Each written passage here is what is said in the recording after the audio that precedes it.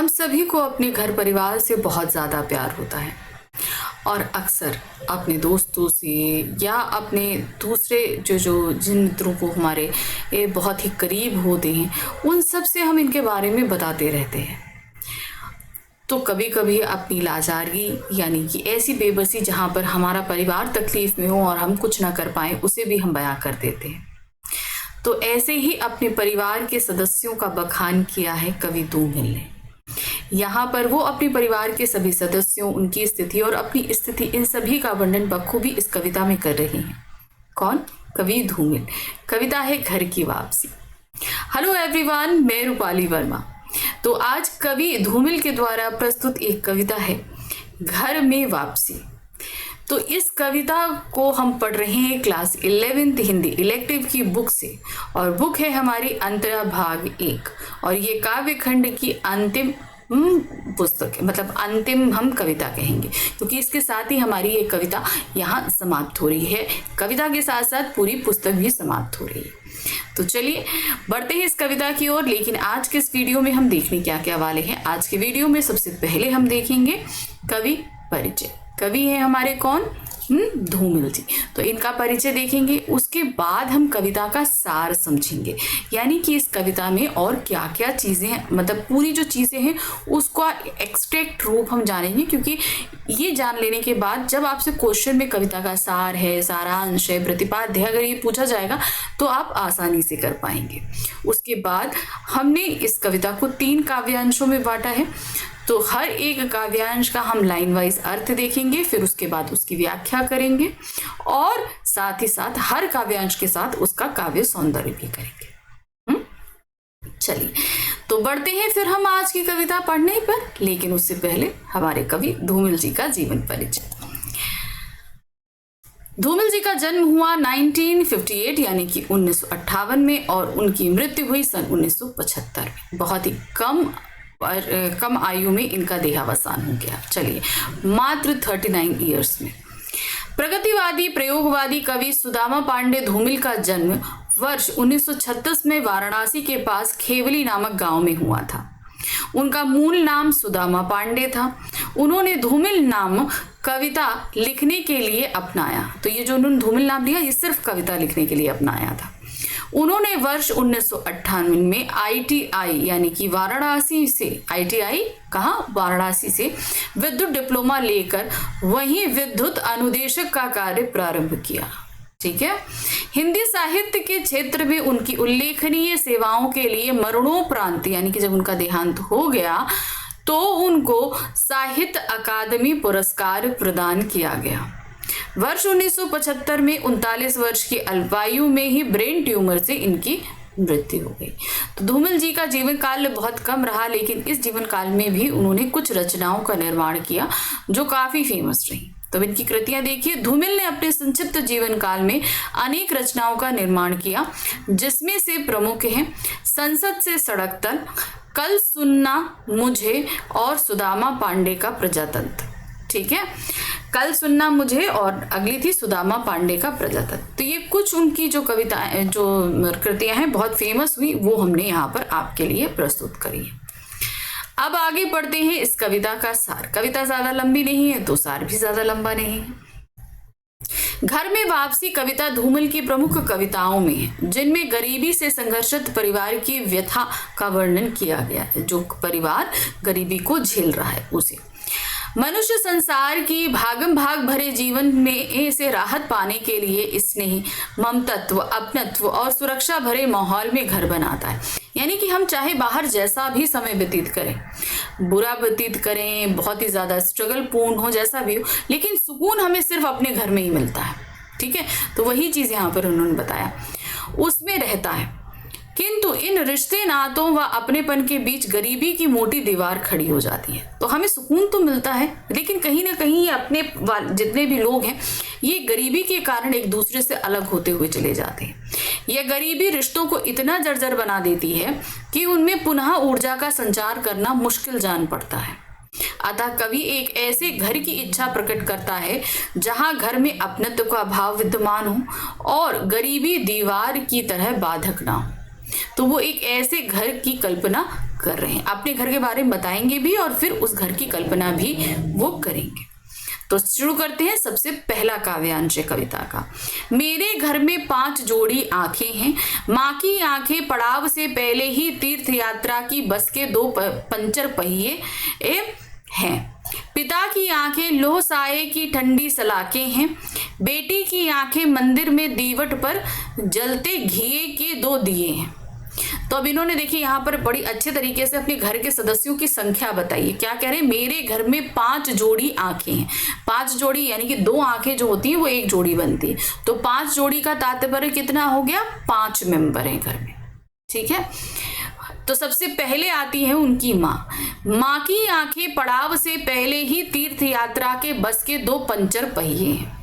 तो क्या कह रही है, मेरी माँ की आंखें जो हैं वो अपने पड़ाव तक आते आते यानी कि अपनी वृद्धावस्था में आते से पहले ही जो है वो क्या हो गई, पंचर पहिए, अर्थात उनके नेत्रों से जो दृष्टि थी वो जा चुकी है, यानी कि अब उन्हें दिखाई नहीं देता। अब तीर्थ यात्रा के 2 पहिए क्यों बताए, क्योंकि उनकी ये दिली इच्छा है कि वो मरने से पहले एक बार तीर्थ यात्रा को हो आए, लेकिन ये इच्छा उनकी पूर्ण हो पाती उससे पहले ही उनके नेत्रों की दृष्टि चली गई। ये चीज उन्होंने बताई। पिता की आंखें, अब आते हैं सेकंड मेंबर पे। कौन है सेकंड मेंबर, पिता। तो पिता की आंखें लोह साये की ठंडी सलाखें, यानी कि लोहे की जो सलाखें होती हैं, रॉड्स होती हैं, जब वो ठंडी हो जाती हैं तो उस तरीके से, अर्थात उनकी आंखें अब जीवन के संघर्ष झेलते झेलते पथरा चुकी हैं, यानी कि ना उसमें कोई उम्मीद है, ना सपने हैं, ना आशा है, कुछ नहीं है, पूरी तरीके से ठंडी पड़ चुकी है। फिर आते हैं उनके घर का तीसरा मेंबर, उनकी बेटी। बेटी की आंखें मंदिर में दीवट पर जलते घी के दिए, यानी कि मेरी बेटी की जो 2 आंखें हैं वो इस प्रकार निर्मल हैं, पवित्र हैं, सपनों से सजी हुई हैं, उम्मीदों से भरी हुई हैं, आशा से परिपूर्ण, जैसे कि मंदिर की दीवार पर जलते हुए 2 दिए होते हैं, जिनको देखकर कहीं ना कहीं हमारे मन में आशा आ जाती है कि नहीं, हम इस संघर्ष से भी आगे चल के निकल जाएंगे। तो अपनी बेटी की आंखों को उस आशा का प्रतीक बताया है जिन्हें देखकर उन्हें अपने जीवन में संघर्ष करने की शक्ति प्राप्त होती है। संदर्भ पूरी कविता का एक ही रहेगा। देखिए, पहले प्रस्तुत काव्यांश हमारी पाठ्य पुस्तक अंतरा भाग 1 में संकलित कविता घर की वापसी में अवतरित है। इसके रचयिता सुदामा पांडे धूमिल है। प्रसंग है, प्रस्तुत पंक्तियों में कवि ने अपनी माँ, पिता एवं बेटी के बारे में बताया है जिन पर गरीबी एवं निराशा का असर दिखाई दे रहा है। कवि कहता है कि मेरे घर में 5 जोड़ी आंखें, अर्थात परिवार में 5 सदस्य हैं। 5 सदस्यों में एक उसकी माँ है। माँ की आंखों की समानता कवि तीर्थ यात्रा पर जाने वाली बस के उन 2 पहियों से करता है जो अपनी मंजिल पर पहुंचने से पहले ही पंचर हो गए, यानी कि पड़ाव पर पहुंचना, यानी कि जहां पर उन्हें वृद्धावस्था में पहुंचना, अर्थात माँ ने धर्ममय जीवन जीते हुए भी असफलता ही पाई है। उन आंखों में असंतोष है, अतः माँ की आंखें गरीबी के कारण असमय ही अपना महत्व और तेज खो बैठी हैं। पिता की आंखें भी तेज विहीन है। कवि की पिता की आंखें लौह की उस भट्टी के समान लगती हैं जो ईंधन के अभाव में ताप एवं प्रभाव को खो चुकी है। आश्चर्य है कि पिता ने ऐसी निर्धनता का जीवन जिया है कि उनकी आंखों में उत्साह व तेज अभाव हो गया, यानी कि ना कोई अब उत्साह है ना कोई तेज है, वो सभी पूरी तरीके से खत्म हो चुका है। पुत्री की आंखों को कवि ने दीवट पर जलते हुए घी के पवित्र दिए के समान माना है। इन आंखों में सरलता व निश्चलता का भाव दिखाई देता है। उसमें सभी सांसारिक कष्टों का परिचय नहीं पाया, यानी कि संसार में जो कष्ट है वो परिचित अभी नहीं हो पाई है। काव्य सौंदर्य देखिए इसका क्या दिया गया है। भाव पक्ष से पहले गरीबी की मार झेल रहे परिवार का सजीव चित्रण है। गरीबी का दुष्प्रभाव वृद्धों पर अधिक पड़ता है, ये भाव प्रकट हुआ है। यानी कि देखिए, एक तो वृद्ध जीवन संघर्ष ऑलरेडी वो इतना कर चुके हैं, तो अब वो भाव उनके ऊपर वो प्रभाव ज्यादा दिखाई दे रहा है, तो उसे बताया। कला पक्ष में आ जाइए। खड़ी बोली का प्रयोग है, भाषा प्रतीकात्मक है, लोसाए प्रतीक है जीवन का, और ठंडी शलाखें प्रतीक है निराशा का, यानी कि अब उनको अपने जीवन में कोई आशा नहीं रह गई है। पंचर पहिए दो दिए में अनुप्रास अलंकार है। बेटी की आंखें दीवट के दिए बताए जाने के कारण रूपक अलंकार है। दृश्य बिंब साकार हो उठता है। पुराने उपमानों के स्थान पर नए उपमानों का प्रयोग किया गया। मतलब हम कहते हैं ना कि किसी को कंपेयर करने के लिए जिस ऑब्जेक्ट का लेते हैं, ऐसे बहुत सारे पुराने ऑब्जेक्ट हो चुके हैं, लेकिन इन्होंने घी के दिए से आंखें को कंपेयर करना, लो सलाखों से आंखों को कंपेयर करना, ये जो उपमान लिए हैं ये नए हैं। अब आ जाते हैं हम काव्यांश संख्या 2 पर। पत्नी की आंखें आंखें नहीं हाथ हैं जो मुझे थामे हुए हैं, वैसे हम स्वजन हैं करीब हैं, बीच की दीवार के दोनों ओर क्योंकि हम पेशेवर गरीब हैं। रिश्ते हैं लेकिन खुलते नहीं, और हम अपने खून में इतना भी लोहा नहीं पाते कि हम उससे एक ताली बनाते और भाषा के भुन्ना सी ताली को खोलते, ताले को खोलते। बहुत बड़ी बात कह रहे हैं। क्या कह रहे हैं? मेरी पत्नी, अब इन्होंने देखो घर की 3 लोगों के बारे में बता दिया, चौथी है इनकी पत्नी और 5वें वे खुद हैं। तो क्या बोलते हैं? पत्नी की आंखें आंखें नहीं हाथ हैं जो मुझे थामे हुए, अर्थात उनकी जो जीवन सहचरी हैं वो उनकी आंखें जो हैं हमेशा जो है कवि को कहीं ना कहीं सहारा देती रहती है। हाथ एक हाथ की तरह काम करती है कि नहीं तुम बढ़ो, संघर्ष है कोई बात नहीं, मैं तुम्हारे साथ हूं। अर्थात वो हाथ इसलिए बताया गया है ताकि वो हमेशा उनको साथ देते रहें। ठीक है, तो 4 लोगों का वर्णन हो गया और 5वें वे खुद हैं। अब क्या कहते हैं? वैसे हम स्वजन हैं करीब हैं, यानी कि हम सभी आपसी रिश्ते में बंधे हैं और हमारा रिश्ता बहुत करीब का है, यानी कि हम सभी में बहुत ज्यादा स्नेह है। बीच की दीवार के दोनों ओर क्योंकि हम पेशेवर गरीब हैं। अब हम सभी के रिश्तों के बीच एक दीवार खड़ी है। दीवार कैसी है? वो है गरीबी की दीवार। अब गरीबी की दीवार उन्होंने क्यों बताई? क्या कहते हैं ना, हम सभी स्वजन है करीब है, हम सभी स्वजन है करीब है, लेकिन हम लोगों को जो तकलीफ होती है वो जानकर एक दूसरे को नहीं बताते, क्योंकि अगर हम बताएंगे तो दूसरे को गरीबी के कारण तकलीफ होगी। तो इसलिए क्या है ना, वो एक अनकही सी दीवार कहीं ना कहीं इस गरीबी के कारण हम लोगों के बीच खड़ी हो गई है। रिश्ते हैं लेकिन खुलते नहीं, यानी कि हम सभी आपसी रिश्ते में बंधे हैं लेकिन खुलकर एक दूसरे से कहीं बात नहीं करते। बात क्यों नहीं करते? कैसे? ऐसा ना हो कि अनजाने में कोई ऐसी बात निकल जाए कि सामने वाले का दिल दुख जाए, इसीलिए खुलते नहीं, यानी कि कहीं दूसरे को तकलीफ ना हो जाए। और हम अपने खून में इतना भी लोहा नहीं पाते, अर्थात हमारी रगों में दौड़ने वाले खून में अभी इतनी हिम्मत नहीं। लोहा का मतलब क्या है? लोहा नहीं पाते का तात्पर्य है कि अभी हमारे अंदर गरीबी से लड़ने की अभी इतनी हिम्मत नहीं है, नहीं पाते कि उससे एक ताली बनाते हैं, यानी कि खुद अपने ताली बनाते का मतलब एक चाबी बनाते। चाबी किससे बनती है? लोहे से बनती है।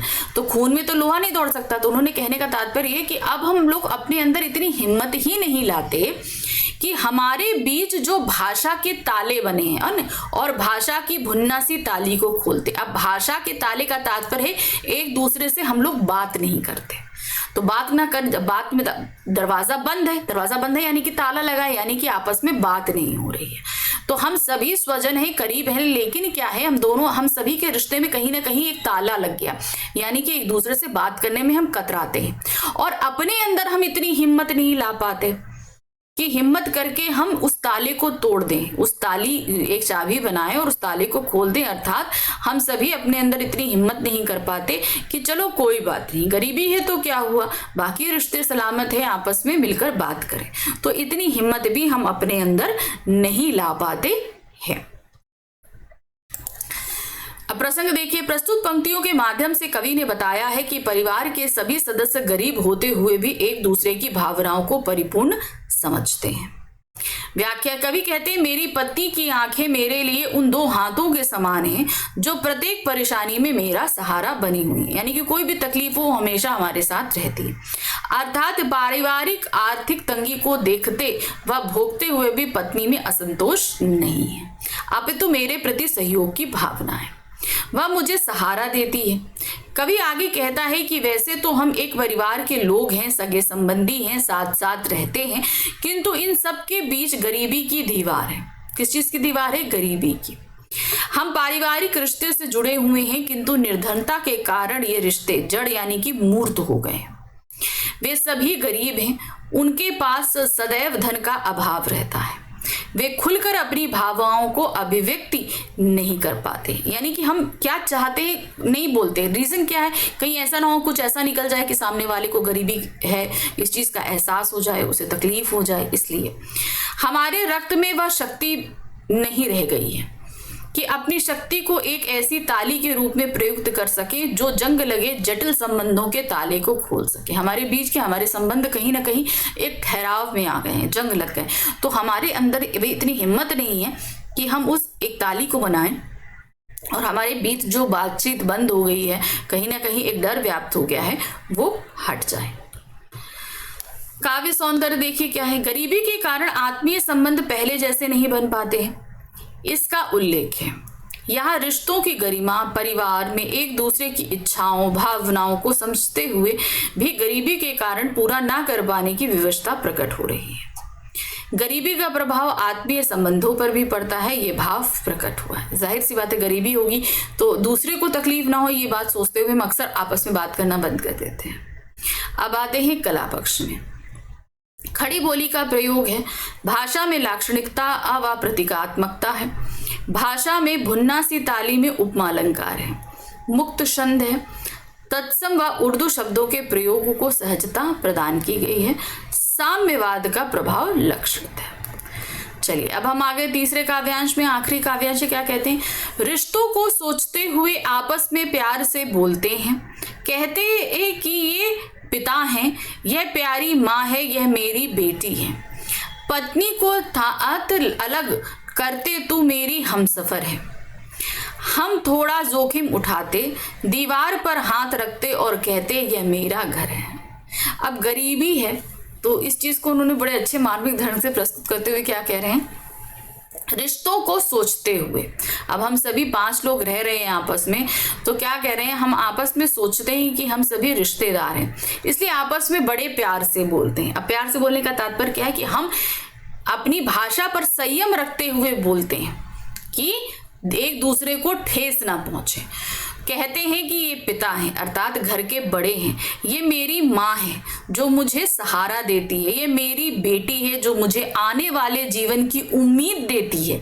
पत्नी है जो बिल्कुल अलग है। क्यों? क्योंकि वो मेरा सहारा है। करते तू मेरी हमसफर है। अब उसे हमने बाकी लोगों से अलग इसलिए कहा है क्योंकि वो कहीं ना कहीं मुझे सपोर्ट कर रही है, मेरा सहारा बनी हुई है, वो मेरा हमसफर है। हम थोड़ा जोखिम उठाते हैं, दीवार पर हाथ रखते हैं, यानी गरीबी को कहीं ना कहीं दूर करते हुए और कहते हैं कि ये मेरा घर है। अर्थात ये जो घर माना कि गरीब है लेकिन रिश्तों में अमीर है, एक दूसरे की भावनाओं का हमें पूरा ध्यान है, एक दूसरों की अहमियत से हम पूरी तरीके से एक ज्ञान रखते हैं कि हमारे जीवन में इन सब का क्या महत्व है। तो इस तरीके से गरीब होते हुए भी ये मेरा प्यारा सा घर है, ये हम सभी को बतलाते हैं। प्रस्तुत पंक्तियों के माध्यम से कवि ने आशावादी दृष्टिकोण व्यक्त करते हुए कहा है कि गरीबी के कारण पारिवारिक एवं आत्मीय संबंधों में आई इस दूरी को थोड़ा प्रयास से जोड़ा जा सकता है। मतलब आई है तो क्या हुआ, हम दीवार पे हाथ रखते हैं, अर्थात गरीबी को कहीं ना कहीं पीछे धकेल कर आपसी संबंध बनाते हैं और प्यार से बोलते हैं। कवि कहते हैं हम अपने पारिवारिक रिश्तों के बारे में सोचें, फिर आपस में स्नेह से बातचीत करें और आत्मीयता दर्शाते हुए ये कहें कि ये मेरे पिता हैं, मेरी माँ है और ये मेरी बेटी है। क्योंकि अक्सर क्या होता है, गरीबी जब होती है तो हमारे अंदर कहीं खिन्नता आ जाती है, अपने आप पे फ्रस्ट्रेशन हो जाता है, चिड़चिड़ापन हो जाता है। लेकिन उन सभी को दूर रखते हुए अगर हम रिश्तों को साथ में लेकर चलेंगे तो वो खिन्नता अपने आप दूर हो जाएगी। कवि पत्नी को विशेष दर्जा देता है, वह पत्नी को थोड़ा अलग कहता है कि तू मेरी जीवन साथी है, अर्थात मेरी सुख दुख की साथी हो। तुम ही हो जिसने मुझे हर परेशानी के समय सहारा देकर टूटने से बचाया है, क्योंकि वो हमेशा उसके साथ रहती है।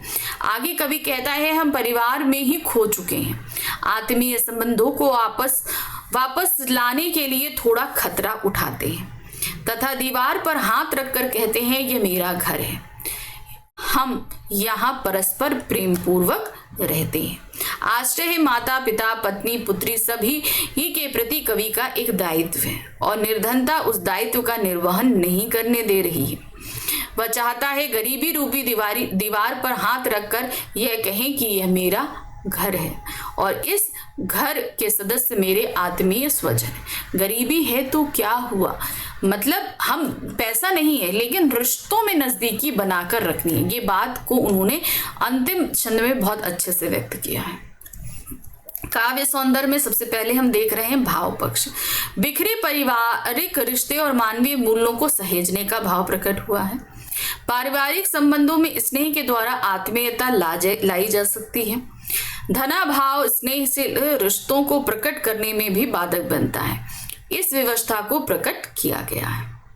फिर आते हैं हम कला पक्ष पे। क्या दिया है, खड़ी बोली का प्रयोग है हम में अनुप्रास अलंकार का प्रयोग है, प्रसाद गुण के दर्शन होते हैं, दृश्य बिंब साकार हो उठता है, जोखिम उठाना मुहावरा का सार्थक प्रयोग है, छंद मुक्त अतुकांत रचना है और भाषा चित्रात्मक है। देखिए कितनी जल्दी हमने ये पूरी कविता खत्म कर ली और साथ ही साथ खत्म हो गया क्या, हमारी ये पुस्तक भी। अब हम मिलेंगे अपनी नई पुस्तक अंतराल भाग 1 के साथ में, लेकिन उससे पहले फटाफट चैनल को लाइक सब्सक्राइब शेयर कीजिए और टेलीग्राम चैनल को ज्वाइन कीजिए जिसका लिंक आपको नीचे डिस्क्रिप्शन में दिया गया है, क्योंकि आगे आने वाले समय में आपको अगर नोट्स प्राप्त करने हैं तो आप इसी के थ्रू प्राप्त कर सकते हैं। ठीक है, चलिए मिलते हैं आगे। Thank you for watching, bye bye.